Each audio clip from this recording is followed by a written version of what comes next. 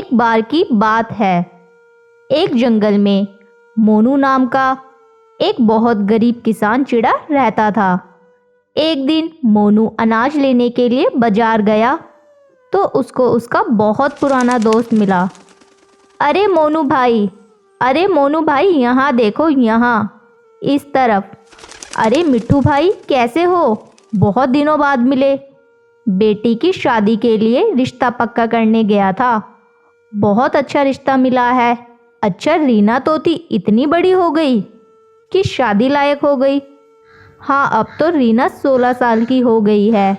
शादी का समय आ ही गया। इतना अच्छा रिश्ता मिला था तो शहर जाके पक्का करके आया हूँ। भाई मिट्ठू, क्या बात कर रहे हो? रीना तो अभी नाबालिग है।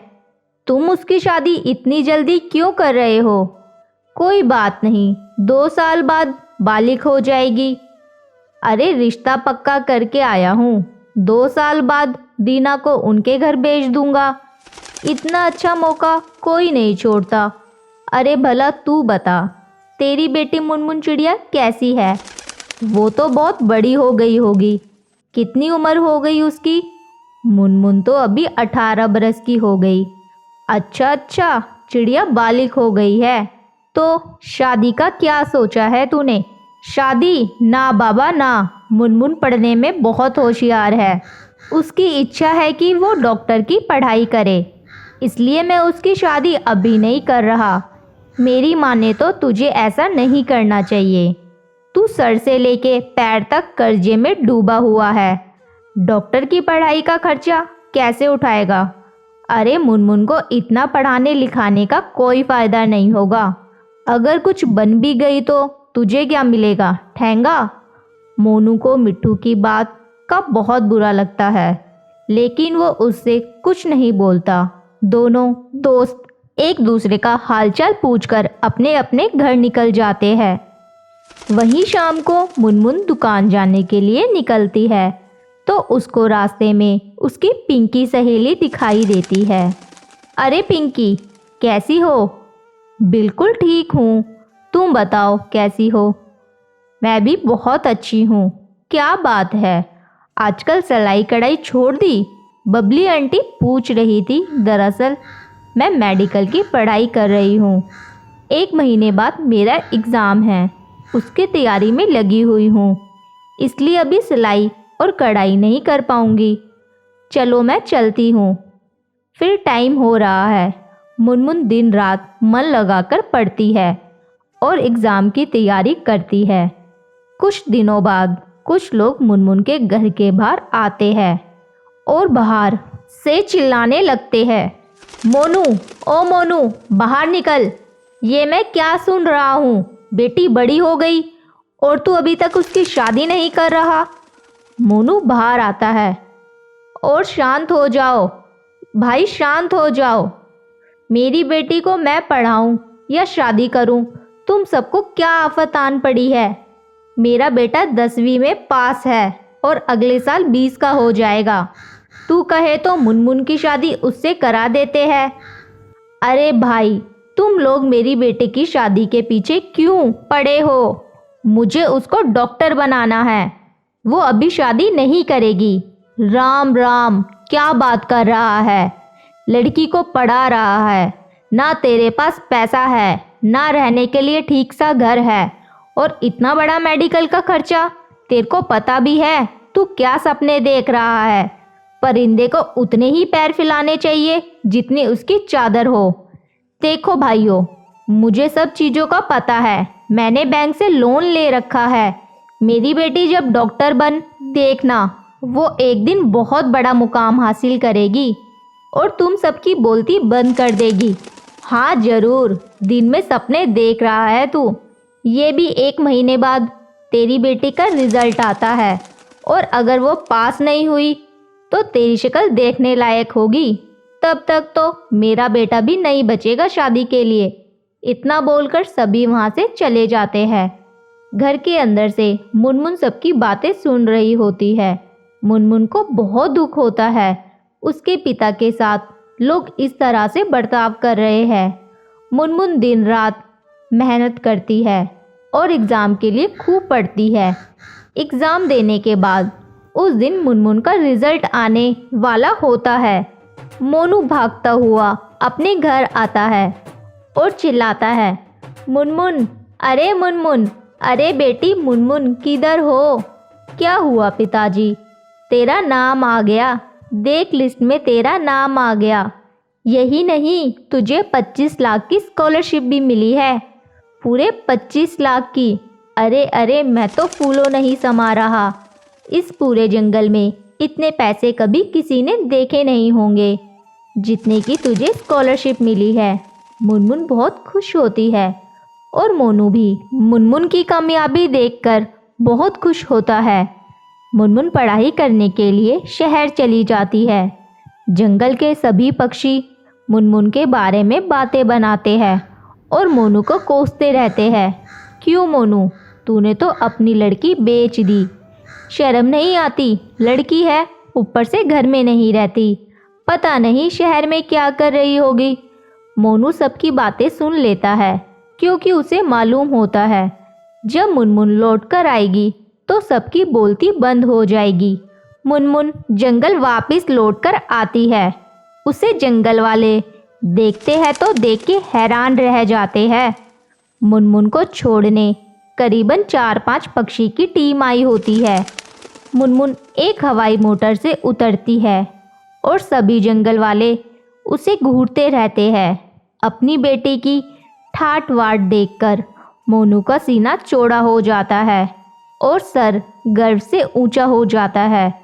मुनमुन साबित कर देती है, अगर मन लगाकर ठान लिया जाए तो सब कुछ हासिल हो सकता है। हासिल। वो चिड़िया अपने 2 बच्चों के साथ अपने घर में बैठी हुई थी। वो सब भोजन का इंतज़ार कर रहे थे। मम्मा, पापा कब आएंगे? मुझे बहुत भूख लगी हुई है। मेरे बेटा, तुम्हारे पापा बस आने ही वाले होंगे। ऐसा लग रहा है कि वो आज कहीं दूर निकल गए हैं भोजन की खोज में। मम्मा, क्या पापा थकते नहीं इतना ज़्यादा उड़ने से? तुम्हारे पापा बहुत बहादुर है। वो थक तो जाते हैं लेकिन हमें बताते नहीं क्योंकि वो हम सबसे बहुत ज़्यादा प्यार करते हैं। वो सब ऐसे बैठे बैठे बातें कर ही रहे थे। चाचा जी, वो देखो सामने पक्षी कितने स्वादिष्ट फल लेकर जा रहा है। क्यों ना आज थोड़ी मस्ती हो जाए और छीन लें उस पक्षी से ये सब। गोलू, बात तो तुम्हारी ठीक है, पास में कोई देख भी नहीं रहा, हम 2 और ये है भी अकेला। फिर ऐसा कहते हुए वो दोनों चाचा भतीजा उस पक्षी के पीछे उड़ते हैं और जल्द ही वो उसका रास्ता रोक लेते हैं। गोलू, क्या बात है, तुमने मेरा रास्ता क्यों रोक लिया? मुझे जल्दी घर जाना है क्योंकि मेरे बच्चे भूखे होंगे। तुम मुनमुन चिड़िया के पति हो ना? हाँ, मुनमुन चिड़िया मेरी ही पत्नी है, लेकिन अब मुझे जाने दे, मुझे बहुत जल्दी है। मेरे बच्चे भूखे हैं। भूखे तो हम भी हैं। लाओ जरा ये फल देखे तो मीठे हैं या कड़वे हैं। ऐसा कहते हुए वो फलों की तरफ बढ़ते हैं। ये मेरे बच्चों का भोजन है, मैं ये कभी तुम्हें नहीं दूंगा। हम ले कब रहे हैं? हम तो छीन रहे हैं। और फिर राजू गुड्डू को मारने लगता है और फिर उसका भतीजा फल उठा के भाग जाता है। मेरा तुम्हारा मारने का कोई प्रोग्राम नहीं था। अगर आसानी से फल दे देते तो मार से बच जाते, लेकिन वो गुड्डू आसानी से खामोशी से वहाँ से उड़ जाता है और वो बेचारा अपनी खाली चोंच लेकर ही घर आ जाता है। पापा आ गए, पापा आ गए, मेरे प्यारे पापा आ गए। अरे, ये आपके पंख पर चोट कैसे लग गई? क्या हुआ? सब ठीक तो है? मैं लौटकर घर वापस आ रहा था, मेरे पास फल थे। रास्ते में मुझ पर 2 कौवे ने हमला कर दिया और मुझे मारा और सब फल छीन कर ले गए। अब ठीक तो है, ज़्यादा चोट तो नहीं लगी। मैं तो ठीक हूँ, लेकिन बच्चे भूखे हैं। अब तो शाम भी होने वाली है, बच्चे क्या खाएंगे? आप चिंता मत करें, आप बच्चों के पास बैठें और मैं बच्चों के लिए कुछ खोज कर लाती हूँ। नहीं मुनमुन, तुम बच्चों के पास ही रहो और मैं ही जाता हूँ दोबारा। मैं तो वापस जाने ही लगा था, मगर सोचा कि तुम्हें बताता जाऊँ। अब जिद ना करें, बच्चों का भोजन आपके अकेले की जिम्मे ही थोड़ी है, मैं भी ला सकती हूँ। वैसे भी आपके पंख पर चोट लगी हुई है, आप बैठिए, मैं जल्द ही लौट आऊँगी। फिर मुनमुन चिड़िया अपने बच्चों के लिए कुछ खाने को ढूंढने के लिए निकल पड़ती है। पापा, मुझे बहुत भूख लगी हुई है। मुझे पता है मेरे बेटे, बस थोड़ी ही देर, तुम्हारी मम्मा भोजन लेकर वापस आ जाएगी, तब तक तुम दोनों सो जाओ। लेकिन पापा, खाली पेट नींद नहीं आती। और गुड्डू खामोश था, वो बहुत दुखी हो रहा था। मुनमुन चिड़िया उड़ती उड़ती दूर तक निकल पड़ती है, लेकिन उसे तो कोई दाना तक नहीं मिला था, क्योंकि अब तो समय भी शाम का था और जो भी दाना जंगल में कहीं गिरे पड़े थे वो सब पक्षी उठा के ले गए थे। वो थक हार के एक पेड़ पर बैठ जाती है। जालिम कौआ, तुम क्या जानो, जब मम्मा पापा के सामने उनके बच्चे भूखे हो उनके मन पर क्या गुजरती है। हमारे बच्चे भूखे और तुमने हमारा भोजन छीन लिया। आसमान पर गहरे बादल छा जाते हैं और बादल जोर जोर से गरजते हैं। ये कैसी परीक्षा आ पड़ी है आज हम पर। मौसम भी खराब हो गया है, ऐसा लग रहा है थोड़ी ही देर में बारिश शुरू हो जाएगी। मैं हार गई और भोजन ना ढूंढ सकी। मेरे बच्चों को आज भूखा ही सोना पड़ेगा। वो चिड़िया अभी उड़ने ही वाली थी कि बारिश जोर से शुरू हो जाती है। बारिश बहुत तेज थी। वो चिड़िया इधर उधर देखती है। वो कोई सुरक्षित जगह देख रही थी, क्योंकि ऐसी बारिश में वो घर भी तो नहीं जा सकती थी। और अचानक से उसकी नज़र सामने एक गुफा पर पड़ती है और वो उड़ती हुई उस गुफा में चली जाती है। वो जैसे ही उस गुफा में जाती है तो वहाँ एक पक्षी पहले से ही बैठा हुआ था। ओ चिड़िया, तुम ऐसी बारिश में क्या करती फिर रही हो? आज मेरे पति से भोजन कौवा ने छीन लिया और उन्होंने मेरे पति को मारा भी। बच्चे बहुत भूखे थे, इसलिए मैं भोजन ढूंढते ढूंढते यहाँ निकल आई थी और फिर बारिश शुरू हो गई। चिड़िया, मेरे पास ढेर सारा भोजन है, तुम मेरे से भोजन ले जा सकती हो और मैं हर किसी पक्षी की मदद करता हूँ। तुम ये भोजन लो और अपने बच्चों के पास जाओ, तुम्हारे बच्चे भूखे होंगे। आपका बहुत बहुत धन्यवाद। बस बारिश थोड़ी रुकती है तो मैं जाती हूँ, मेरे बच्चे तो रो रहे होंगे। चिड़िया, लो ये छाता ले जाओ और इसे अपने ऊपर लो और जाओ, अपने बच्चों को खाना दो। आप बहुत अच्छे पक्षी हैं, तुम मेरे से हर रोज़ भोजन लेकर जा सकती हो और अगर किसी दूसरे पक्षी को भोजन की ज़रूरत हो तो उसे बता देना। और फिर वो चिड़िया छाता अपने ऊपर लेती है और भोजन लेकर अपने बच्चों की तरफ चल देती है। लेकिन वो बेचारी ये कहाँ जानती थी कि उसकी सफलता अभी कम नहीं हुई। वो जैसे ही घने जंगल में पहुंचती है, वहाँ तो वहीं दो कौवे बैठे हुए थे, हम भीगे बारिश में। और चाचा जी, वो सामने देखो, वो छोटी चिड़िया कैसे छाता लेकर घूम रही है।